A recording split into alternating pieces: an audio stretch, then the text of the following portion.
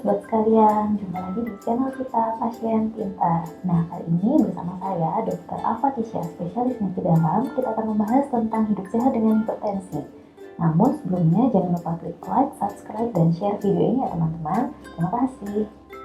Oke, kita langsung bahas tentang hidup sehat dengan hipertensi. Mungkin sobat sekalian di sini sudah pernah dengar ya istilah hipertensi, atau mungkin sudah pernah ketemu dengan orang yang terdiagnosis dengan hipertensi. Tapi kok dok istilahnya beda-beda ya dok, ada yang menyebut dengan darah tinggi, tekanan tinggi, hipertensi, bedanya seperti apa ya dok? Sebenarnya sobat sekalian tidak perlu bingung, tiga istilah ini sama saja, yaitu menggambarkan adanya suatu tekanan darah yang melebihi batas normal. Nah, batas normalnya berapa ya dok? Disebut dengan hipertensi itu batasnya berapa? Nah, berdasarkan literatur, tekanan darah tinggi itu apabila tekanan darah sistolik atau yang atas lebih dari sama dengan 140 dan atau tekanan darah diastolik atau yang bawah lebih dari sama dengan 90 dalam 2 kali pengukuran. Nah, kenapa harus 2 kali pengukuran ya dok? Kenapa 1 kali aja nggak cukup? Nah, begini sobat, karena setiap kali kita ke dokter, apalagi pada saat kunjungan pertama, kadang pasien itu merasa panik atau takut sehingga tekanan darahnya tinggi. Dan direkomendasikan untuk mengulang lagi pengukuran tekanan darah di waktu yang berbeda untuk mendapatkan hasil yang akurat. Nah, kemudian dok, gejalanya hipertensi ini apa ya dok? Bagaimana saya tahu kalau saya ini menderita hipertensi? Nah, di sini bahayanya hipertensi sobat, di mana hipertensi itu tidak ada atau tidak memberikan gejala yang spesifik. Ada beberapa gejala yang sering dirasakan oleh pasien-pasien hipertensi, namun tidak selalu terdapat pada seluruh pasien hipertensi. Seperti diantaranya adalah mudah lelah, kemudian pandangan kabur, dada atau jantung berdebar-debar, sakit kepala, pusing, dan sebagainya. Tapi sobat sekalian harus ingat bahwa gejala ini tidak spesifik atau tidak khas untuk penderita hipertensi. Sehingga apabila sobat sekalian mengalami gejala seperti ini, segeralah ke dokter untuk memastikan apakah sobat terkena hipertensi atau tidak. Nah, kemudian dok, bahayanya hipertensi ini apa? Apa yang terjadi jangka panjang? Nah, di sini sobat, bahayanya hipertensi itu adalah komplikasi dari hipertensi. Hipertensi ini menyebabkan komplikasi di hampir seluruh organ tubuh, sehingga itu sangat berbahaya, apalagi sebelumnya tidak memberikan gejala. Nah, di sini sobat sekalian bisa lihat bahwa hipertensi itu yang pertama bisa menyebabkan kerusakan pembuluh darah. Nah, kerusakan pembuluh darah ini akan berakibat pada sumbatan ataupun perdarahan pada pembuluh darah tersebut. Apabila sumbatannya terjadi di otak, maka dapat menyebabkan stroke. Apabila sumbatannya terjadi di jantung, maka dapat menyebabkan serangan jantung. Hipertensi juga bisa menyebabkan kerusakan pada saraf-saraf mata, sehingga terjadi kebutaan. Selain itu, penderita hipertensi juga bisa mengalami komplikasi jangka panjang seperti gagal jantung dan gagal ginjal. Itu bahayanya sobat ya dari hipertensi. Oke, nah dok, bagaimana ya dok kalau sudah terkena hipertensi, yang harus dilakukan apa? Oke, jadi apabila sudah terkena hipertensi, yang pertama harus dilakukan adalah perubahan gaya hidup. Perubahan gaya hidup seperti apa ya dok? Jadi sobat sekalian, ada beberapa perubahan gaya hidup yang dapat membantu menurunkan tekanan darah. Yang pertama adalah mengurangi konsumsi garam, yaitu kurang dari 2 gram atau kurang dari 1 sendok teh per hari. Kemudian yang kedua adalah makan makanan sehat. Seperti apa ya dok makanan sehat? Makanan sehat yaitu meningkatkan konsumsi serat seperti sayur, buah, dan sebagainya. Kemudian mengurangi konsumsi lemak seperti minyak, jeroan, daging yang berlemak, dan sebagainya.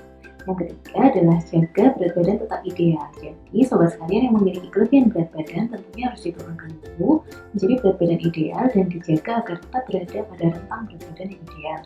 Kemudian yang keempat adalah aktivitas fisik yang rutin atau olahraga yang teratur minimal 150 menit per minggu.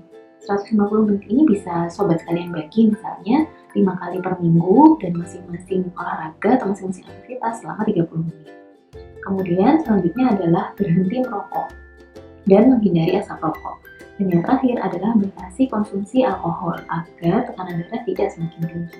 Nah, sebenarnya sobat, gaya hidup yang sehat ini sudah dianjurkan dari Kementerian Kesehatan Republik Indonesia, di mana di sini sobat sekalian bisa melihat anjuran dari Kementerian Kesehatan bahwa perubahan gaya hidup sehat yaitu yang pertama adalah batasi konsumsi garam, kemudian makan makanan sehat, aktivitas fisik atau olahraga rutin per 150 menit per minggu, kemudian batasi konsumsi alkohol, hindari rokok atau hindari asap rokok, serta jaga berat badan yang ideal. Jadi sobat sekalian di sini bisa mulai mengubah gaya hidupnya ya, baik yang sudah hipertensi maupun sobat sekalian yang belum terkena hipertensi agar jangan sampai terkena hipertensi.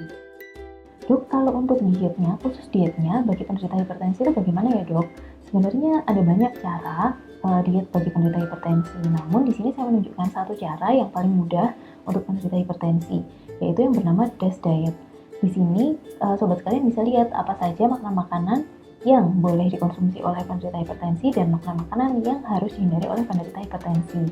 Makanan-makanan yang boleh dikonsumsi seperti contohnya adalah sayur, buah, kacang-kacangan, unggas, ikan, serta produk-produk pertanian atau peternakan yang tidak mengandung lemak. Kemudian yang harus dihindari seperti apa ya dok? Ya, yang harus dihindari di sini sobat kalian bisa lihat seperti daging-daging yang berlemak, produk-produk peternakan yang berlemak, kemudian makanan atau minuman yang berpemanis seperti es krim atau yang berpemanis buatan, serta garam. Sehingga diharapkan dengan perubahan pola makan ini tekanan darah juga akan menurun. Oke, nah dok, kalau untuk obat apakah ada ya dok? Oh, kalau untuk obat tentu ada. Namun di sini sobat sekalian harus ingat bahwa hingga saat ini belum ada obat yang dapat menyembuhkan hipertensi. Jadi obat-obatan yang diberikan oleh dokter berfungsi untuk mengontrol hipertensi atau mengembalikan tekanan darah ke dalam rentang normal dan mempertahankan agar tekanan darahnya tetap berada dalam rentang normal. Sehingga obat-obatan yang diberikan dokter ini sobat ya harus rutin diminum setiap hari dan harus rutin diminum sesuai dengan anjuran dari dokter, baik itu dosisnya, kemudian frekuensi minumnya, cara minumnya, dan sebagainya. Sobat sekalian, apabila sudah diberikan obat antihipertensi oleh dokter, tidak boleh langsung menghentikan sendiri obatnya ataupun menaikkan dosis obatnya. Apabila terjadi apa-apa seperti terjadi efek samping atau mungkin terjadi hal-hal yang tidak diinginkan, segera sobat sekalian konsultasi ke dokter agar dokter yang menentukan apakah obat ini bisa dihentikan atau tidak dan sebagainya. Nah dok, apabila sudah menjaga pola hidup sehat, sudah menjaga pola makan, sudah olahraga, sudah minum obat teratur, dan tekanan darahnya sudah kembali ke rentang normal, apakah masih perlu kontrol ke dokter ya dok? Jawabannya adalah sangat perlu. Kenapa? Karena dengan kontrol ke dokter, dokter dapat memonitor apakah tekanan darah memang benar sudah kembali ke rentang normal yang pertama. Kemudian dokter juga bisa memonitor terjadinya komplikasi akibat dari hipertensi.